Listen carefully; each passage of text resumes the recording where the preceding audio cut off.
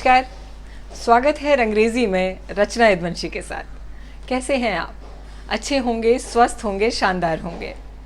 आज मैं आपको दो पीसेस सुनाने वाली हूँ एक ही एपिसोड में। दो पीसेस सुनाने के दो कारण हैं। एक तो ये कि दोनों छोटे हैं। मेरी और आपकी मुलाकात का जो एक टाइम फ्रेम है लगभग 12 से 15 मिनट का, वो उसमें पूरे हो जाएंगे दोनों। दूसरा कारण ये है कि दोनों ही चीज़ें ऐसी हैं, एक तो प्रोज़ है, एक पोइट्री है, यानी एक गद्य में सुनाऊंगी और एक पद्य में सुनाऊंगी। तो दोनों ही चीज़ें मुझे ऐसी लगी कि दोनों ही चीज़ें जो मैंने महसूस की, जो मेरी अनुभूति है, वो मैंने लिखी। और वो दोनों अनुभूतियाँ ऐसी हैं कि वो आपको भी कभी ना कभी ज़िंदगी के किसी मोड़ पे ज़रूर हुई होंगी, या आप कहेंगे कि हाँ हाँ हाँ ऐसा मेरे साथ भी हुआ था। तो शुरुआत करूँगी मैं प्रोज से और गद्य से, और वो मुझे बहुत रोचक लगा था लिखने में, आपको सुनने में भी लगेगा। हाँ, इस प्रोज़ में मैंने इस अपने गद्य के इस पीस में एक ख़ास व्यक्तित्व को श्रद्धांजलि दी है। किसको दी है वो मैं आपको अंत में बताऊंगी, इसी के गद्य के अंत में। और मेरी यात्रा की एक सीख है, मेरे जीवन यात्रा की एक सीख है। और मुझे ऐसे लगता है कि एक जो साइकोलॉजिकल डायमेंशन है इसका, वो आप लोग उससे रिलेट कर पाएंगे। आप कर पाएँ तो मुझे बताइएगा, बाकी बातें बाद में करेंगे। पहले मैं आपको ये सुना देती हूँ। ये जो प्रोज़ है, ये जो आर्टिकल है, ये जो छोटी सी कहानी मान लीजिए, आप सुनेंगे तो आपको अंदाज़ा हो जाएगा कि बेसिकली है क्या। उसका शीर्षक यानी टाइटल उसका है हाथ हाथ की बात। आइए सुनते हैं। मीरा दी, प्लीज़ मुझे पनीर पसंदा की रेसिपी बता दीजिए। आपने भेजा था, सबने उंगलियां चाट के खाया। मैं दोहरी हो जाती थी मीरा दी की तारीफ़ करके, उनसे भांति भांति के व्यंजन सीखने के लिए, और वो भी गज़ब की भलमनसाहत दिखाती थी और कहती थी हाँ हाँ क्यों नहीं, लिखना। कटा प्याज, टमाटर, काजू पेस्ट, लौंग, तेज़पत्ता। दूसरे दिन उनकी इमला की एक एक पंक्ति फॉलो करते हुए, इमला कहते हैं डिक्टेशन को, दूसरे दिन उनकी इमला की एक एक पंक्ति फॉलो करते हुए मैं पनीर पसंदा बनाती और सीने में उमड़ते हुए तूफ़ान को काबू करते हुए परिवार को डिनर में सर्व करती, और कान अपनी जगह से 2 इंच आगे खिसकाते तारीफ़ सुनने के लिए। लेकिन सुनने को मिलता कि अच्छा प्रयास है तुम्हारा, पर मीरा दी वाली बात नहीं है, थोड़ी और प्रैक्टिस की ज़रूरत है। मेरा आत्मविश्वास ज़र्र से गिरने वाले नमक की तरह मुट्ठी से फिसल जाता और मैं अगले 2.5 हफ्ते तक कुछ भी नया ट्राई नहीं करती थी।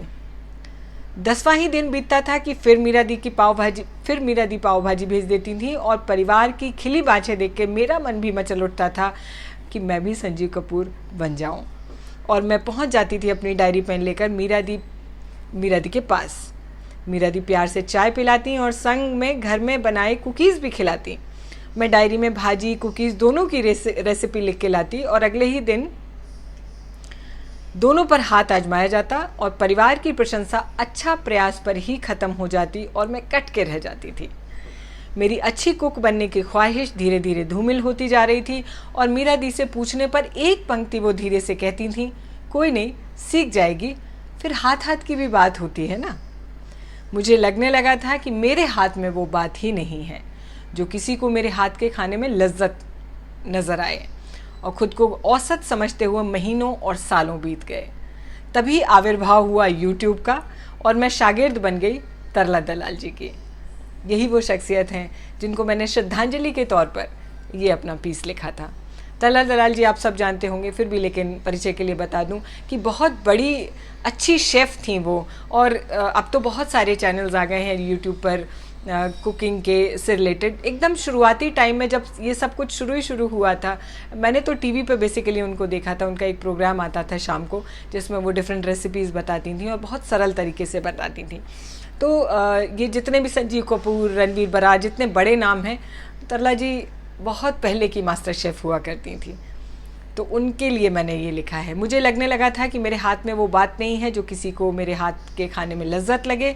खुद को औसत समझते हुए महीनों साल बीत गए। तभी आविर्भाव हुआ यूट्यूब का, और मैं शागिर्द बनी तरला दलाल जी की। डूबे आत्मविश्वास से मैंने अरहर तड़का दाल के वीडियो से शुरू किया, और उसी रात डिनर टेबल पर तमाम बधाइयाँ आ गईं। मैंने फिर से बंधी कश्ती समंदर में डालने का संकल्प लिया, और हर दिन नया वीडियो, नई रेसिपी की दनादन प्रक्रिया शुरू कर दी। मैं हैरान थी कि कुछ सालों पहले वाली निकम्मी मैं अचानक हुनरमंद कैसे हो गई। फिर धीरे धीरे मैंने उन व्यंजनों पे हाथ डालना शुरू किया जो मीरा दी से सीखी थी लेकिन कभी हिट नहीं हो पाई थी। तरला दलाल जी के वीडियो देखने के बाद जो खुलासा हुआ वो यह था कि कोई भी एक चीज़ जो उस रेसिपी की बहुत महीन लेकिन बहुत महत्वपूर्ण होती थी, मीरा दी चतुरता से छिपा जाती थी। मसलन आलू के पराठों में थोड़ी सी भुनी सूजी डाल दें तो वो कुरकुरे बनते हैं, पूरी के आटे में मोयन अच्छा डालो तो पूरियाँ सॉफ्ट बनती हैं, पनीर में कसूरी मेथी डालने से स्वाद दुगना हो जाता है, वगैरह वगैरह। अब मेरे डोंगे मीरा दी के यहाँ बिंदास जाने लगे थे। मैं घर में सुपर हिट हो चुकी थी, किंतु मीरा दी के कटिक रिव्यू मुझे नहीं मिल रहे थे। उस दिन जब मैं सांभर का डोंगा लेने पहुँची तो मीरा दी ने मीडियम साइज़ की स्माइल दी मुझे। सारी बातें कर ली पर यह नहीं कहा कि सांभर अच्छा बना है। मैंने मन ही मन मुस्कुरा के खुद से कहा कि हाथ हाथ की बात नहीं होती, ये समय समय की बात होती है। अब YouTube के ज़माने में किसी की मठाधीशी नहीं चलेगी। जो कोई कुछ भी सीखना चाहे वो सीख सकता है और अभ्यास से सिद्धहस्त भी हो सकता है, यानी एक्सपर्ट भी हो सकता है। किसी भी हाथ में तला दलाल सी बात आ सकती है, क्योंकि उन्होंने कभी यह नहीं छिपाया कि गुलाब जामुन धीमी आंच पर यदि सेके जाएं तो सॉफ्ट बनते हैं। स्वर्गीय तरला दलाल जी को मेरी हार्दिक श्रद्धांजलि। और सच में ऐसे ही हुआ था मेरे साथ। ऐसा बहुत लोगों के साथ हुआ होगा और ऐसा बहुत से लोग करते होंगे कभी कि जो एक ख़ास सूत्र होता है ना किसी भी चीज़ का, वो नहीं बताते, बाकी सब बता देते हैं। तो अब मैं आपको सुनाती हूँ अपनी पोइट्री, कविता। इसकी भी थोड़ी सी भूमिका मैं आपको बता दूँ कि कभी कभी हम सब के जीवन में कुछ ऐसे मोड़ आते हैं, कुछ ऐसे पॉइंट्स आते हैं, कुछ ऐसे पड़ाव आते हैं जहाँ हम बहुत कंफ्यूज महसूस करते हैं, खुद को भ्रम की स्थिति में महसूस करते हैं, या डिलेमा कह सकते हैं कि ये करें या वो करें। ये जो मैंने लिखी है कविता, ये उसी भ्रम की स्थिति की और द्वंद्व की स्थिति की उपज है। ये शब्द तब बाहर निकले जब मेरे मन में द्वंद्व हुआ। मेरे मन में द्वंद्व तब हुआ जब मेरा एक बहुत करीबी, मेरा अपना बच्चा जब कंफ्यूज हुआ, तो बहुत सारे शब्दों से एक माँ के तौर पे मैंने उसे समझाने की कोशिश की। फिर भी जब मुझे लगा कि शायद उसको बात नहीं समझ में आ रही है या उसका द्वंद्व, उसके मन की भ्रम की स्थिति अभी भी बनी हुई है, तो ये शब्द मैंने कागज़ पे लिखे थे। और मुझे ऐसे लगता है कि इसलिए मैं आपको सुना रही हूँ कि ऐसा बहुत लोगों के साथ होता है और आप भी मेरी प्रोज से भी सहमत हुए होंगे और पोइट्री से भी ज़रूर सहमत होंगे। कैसे लगे दोनों पीस वो उसकी बात हम बाद में करेंगे, लेकिन पहले मेरी कविता सुनिए जो कि द्वंद्व की उपज है, यानी डिलेमा का प्रोडक्ट है। कुछ भी गलत नहीं है दुविधाओं का हो जाना। दुविधा आप जानते हैं, डिलेमा। कुछ भी गलत नहीं है दुविधाओं का हो जाना, चलते चलते रुक जाना या कहीं ठहर के खो जाना। स्वप्न भरी आँखों को मूंद कर ज़रा देर को सो जाना। फिर से सुनिए कि कुछ भी गलत नहीं है दुविधाओं का हो जाना, चलते चलते रुक जाना या कहीं ठहर के खो जाना। स्वप्न भरी आँखों को मूंद कर ज़रा देर को सो जाना, मामूली घटना मानो इनको बहते जीवन में हो जाना। देखो पार्थ सदा ही सर्वश्रेष्ठ थे। पार्थ यानी अर्जुन। देखो पार्थ सदा ही सर्वश्रेष्ठ थे, किंतु उन्हें भी कष्ट हुआ। लगा उन्हें भी रण क्षेत्र में कि उनका लक्ष्य पथभ्रष्ट हुआ, माने वो डाइवर्ट हुए थे, ऐसा उन्हें लगा था। देखो पार्थ सदा ही सर्वश्रेष्ठ थे, किंतु उन्हें भी कष्ट हुआ। लगा उन्हें भी रण क्षेत्र में कि उनका लक्ष्य पथभ्रष्ट हुआ। पता कहाँ था कि रथ सारथी स्वयं कृष्ण उनके साथ हैं। शस्त्र जिन्हें वो चला रहे थे खुद माधव के ही हाथ हैं। भावुक होकर बीच युद्ध में जब अर्जुन ने रण छोड़ा था, भावुक होकर बीच युद्ध में जब अर्जुन ने रण छोड़ा था, कहा कृष्ण ने कौन हो तुम, कौन है वो जो लगे अपने। तुमको युद्ध मिला है बस यही तुम्हारी नियति है, यानी डेस्टिनी है। तुमको युद्ध मिला है बस यही तुम्हारी नियति है। तुमने गांडीव उठाया है तो मानो प्रभु की सहमति है। हमें जो कुछ करने को मिलता है, मुझे ऐसे लगता है कि वो प्री रिटन है या कोई इशारा है कि आपको करना है। तुमको युद्ध मिला है, बस यही तुम्हारी नियति है। तुमने गांडीव उठाया है तो मानो प्रभु की सहमति है।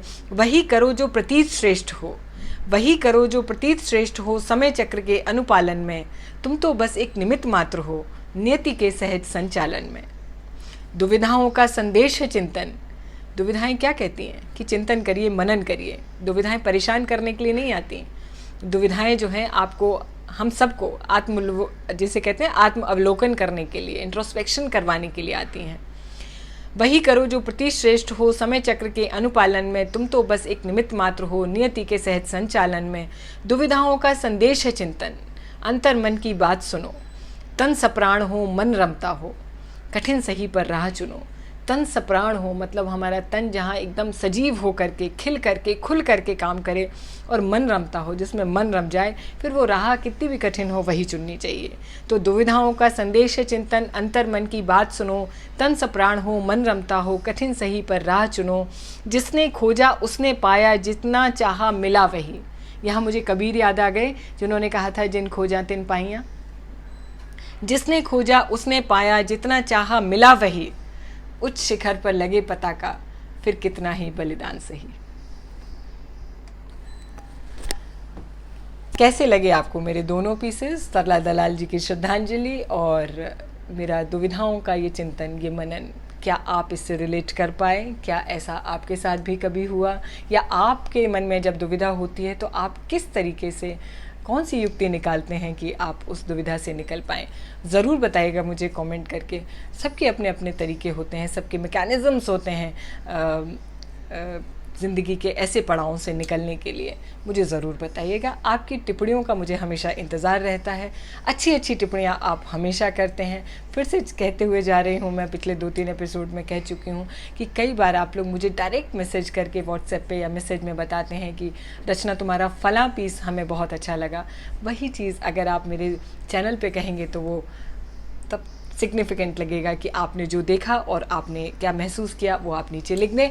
और इससे मुझे कोई गुरेज नहीं है कि अगर आपको पसंद नहीं आए तो भी आप लिख सकते हैं।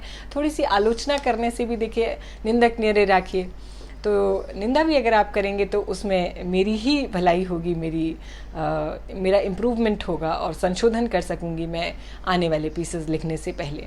चलती हूँ मैं, बहुत जल्दी मिलूँगी किसी अपनी स्टोरी या पीस या आर्टिकल के साथ, या फिर किसी अच्छे व्यक्तित्व, अच्छे साहित्यकार के किसी कहानी, स्टोरी या किसी आर्टिकल के साथ। बने रहिए रंगरेजी में रचना यदुवंशी के साथ। बहुत जल्दी मिलती हूँ अगले हफ्ते। नमस्कार, बहुत शुक्रिया।